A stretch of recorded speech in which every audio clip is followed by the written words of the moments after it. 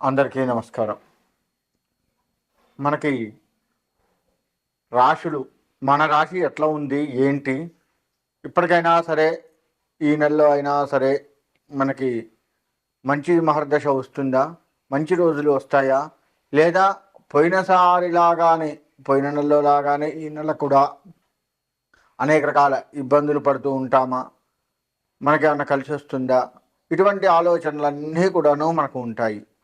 మరి అసలు ఎప్పటికప్పుడు ఈ ప్రతి నెల మన రాశులు ఎందుకు చెక్ చేసుకోవాలి అంటే, ఏదైనా చెడు జరిగేది కనుక మన జాతకంలో ఉండుంటే, మన రాశిలో ఉండుంటే, దాన్ని ముందుగా తెలుసుకోవటం వల్ల ఆ చెడు నుంచి ఎట్లా తప్పించుకోవచ్చు, ఏ మార్గాలు ఉన్నాయి అనేది మనకు ఆలోచనలు వస్తూ ఉంటాయి.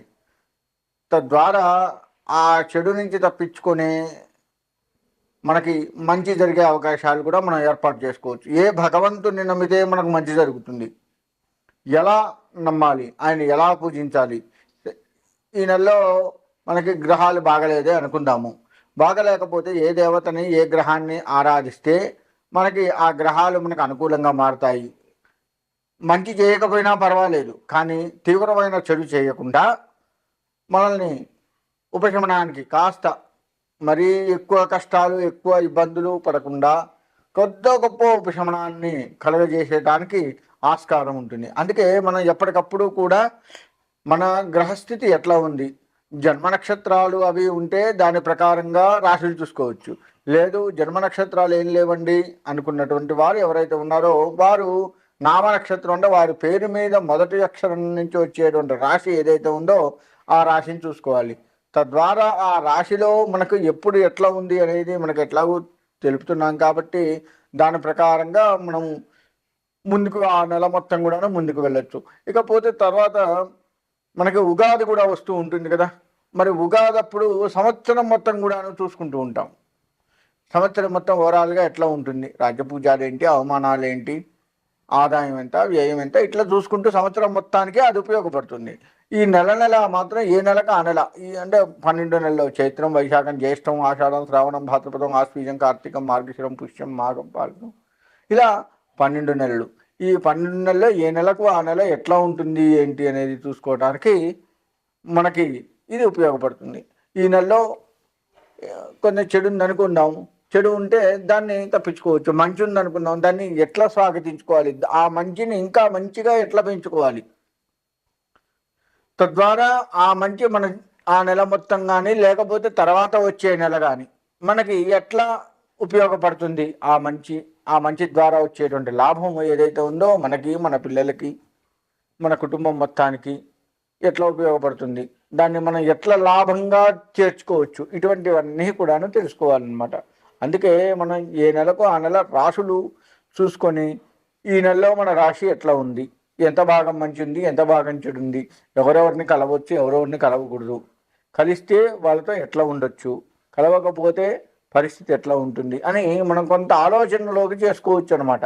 అందుకే మనం ఏ నెలకు ఆ నెల రాశులు చూసుకునేది. ఆ విధంగా చూసుకుంటూ చక్కగా మనం ఈ రాశిలో ఏ దేవతను ఆరాధిస్తే మంచిదో ఆ దేవతను ఆరాధించడం వల్ల ఆ దేవత అనుగ్రహము లేదా ఆ గ్రహాల యొక్క అనుగ్రహాన్ని పెంపొందించుకొని మనకు వచ్చే చెడుని తగ్గించుకొని మనకు వచ్చేటువంటి లాభాన్ని మనకు అనుకూలంగా మార్చుకొని సుఖంగా ఉండటానికే ఏ నెలకు ఆ నెల రాశులు చూసుకుంటూ ఉంటాము. మరి ద్వాదశ రాశుల్లో చివరి రాశి అయినటువంటి మీనరాశి, ఈ మీనరాశి వారికి మార్చి నెల మొత్తం కూడా ఏ విధంగా ఉంటుందయ్యా అంటే, ఎక్కడ లేని దరిద్రం మొత్తం కూడా వీరి దగ్గరే ఉంటుంది. ప్రతి పని ఆటంకాలు, ఎవరి మీదైనా ఆధారపడి బ్రతుకుతున్న వాళ్ళు ఎవరైతే ఉంటారో వారిని ఎవరూ పిలవరు.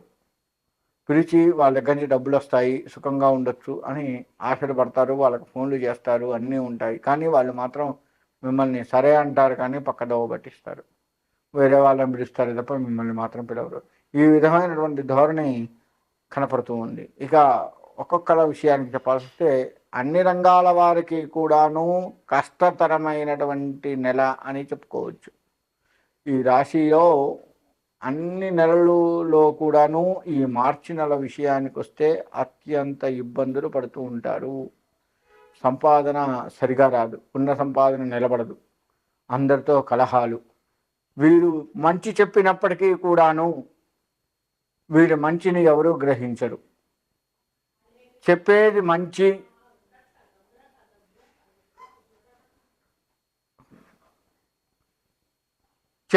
మంచి అని చెప్పి కూడా వీరిని ఆలోచించరు. ఏముంది వాడు చెప్పేది వినేది ఏంటి అనే వ్యవహారంలో ఉంటారు. ఇటు ఆడవాళ్ళు కావచ్చు, మగవాళ్ళు కావచ్చు, ఈ మీనరాశిలో ఉన్నటువంటి వారి మాట ఎవరు కూడా వినరు.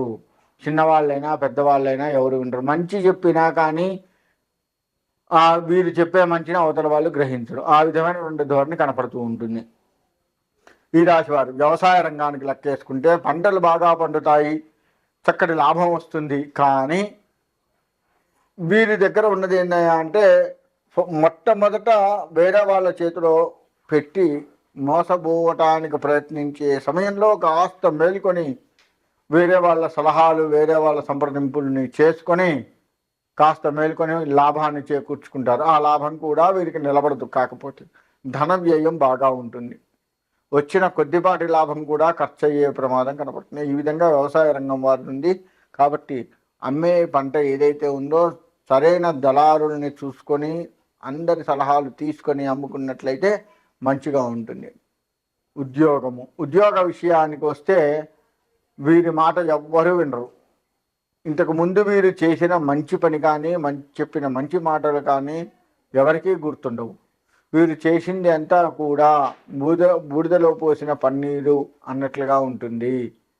వీరిని ఎవరు కూడా ఉద్యోగస్తుల్లో పట్టించుకోరు. ఇటు కొత్తగా బదిలీలు అయి కొత్త ప్రదేశానికి వెళ్ళినా సరే అక్కడ కూడా వీరు మాట వినరు. కొత్తగా వచ్చావు, నువ్వు నాకు చెప్పొచ్చావు, మాకు తెలియదా, ఈ తరహా మాటలు మాట్లాడి వీళ్ళని అవమానపరుస్తూ ఉంటారు.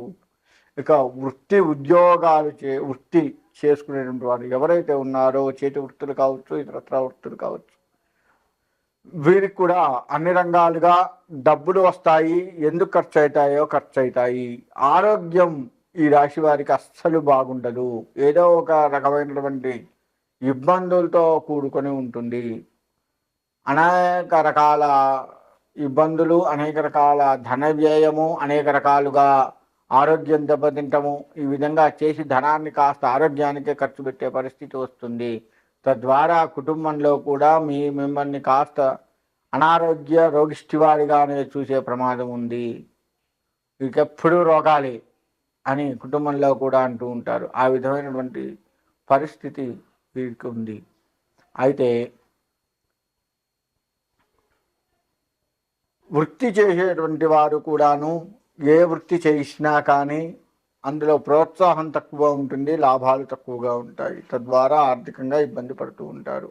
విద్యార్థులు అధిక శ్రమ పడి చదవాలి, చదివింది మర్చిపోతూ ఉంటారు.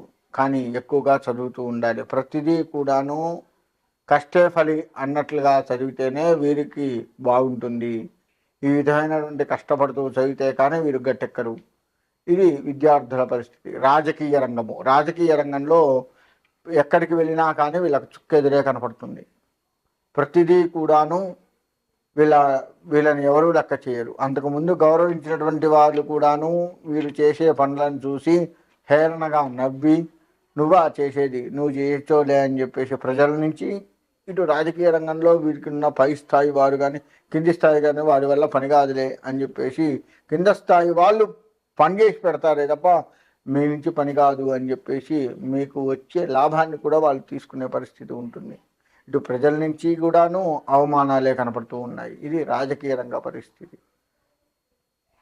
ఇంకా రియల్ ఎస్టేట్ రంగం విషయానికి వస్తే రియల్ ఎస్టేట్ రంగంలో వీరికి అన్ని రకాలుగా నష్టపోతూ ఉంటారు. అత్యంత ముఖ్యమైన పేపర్లు కూడాను మిస్ అవుతూ ఉంటాయి. మీరు ఏ పేపర్ ముఖ్యం అనుకున్నారో దాన్నే పక్కదో పట్టించేది కనపడుతూ ఉంది. కాబట్టి రియల్ ఎస్టేట్ రంగం వారు కూడాను అత్యంత జాగరూకులై వ్యవహరించాల్సిన పరిస్థితి ఉంది. ఇక ఇలా అన్ని రంగాల వారికి కూడాను కష్టములు ఎదురవుతూ ఉంటాయి, యాక్సిడెంట్లు అవుతూ ఉంటాయి. మీనరాశి వారికి జాగ్రత్తగా వాహనాలు నడపండి. మీరు నమ్మాల్సిన దైవం మహాలక్ష్మీదేవి. ఆ మహాలక్ష్మీదేవిని గనక నమ్మినట్లయితే మీకు అనేక రకాల ఆర్థిక సమస్యల నుంచి బయటపడతారు. సుబ్రహ్మణ్యేశ్వర స్వామి ఆరాధన కూడా వీరికి మంచిది. సుబ్రహ్మణ్యేశ్వర స్వామి ఆరాధన చేయటం వల్ల వాహన ప్రమాదాలు ఏవైతే ఉన్నాయో అవి తప్పి కాస్త సుఖంగా ఉంటారు. కాబట్టి ఈ ఇద్దరు దైవాలని నమ్మి మీరు సుఖంగా ఉండాలి అని చెప్పేసి కోరుకుంటూ సెలవు తీసుకుంటాం.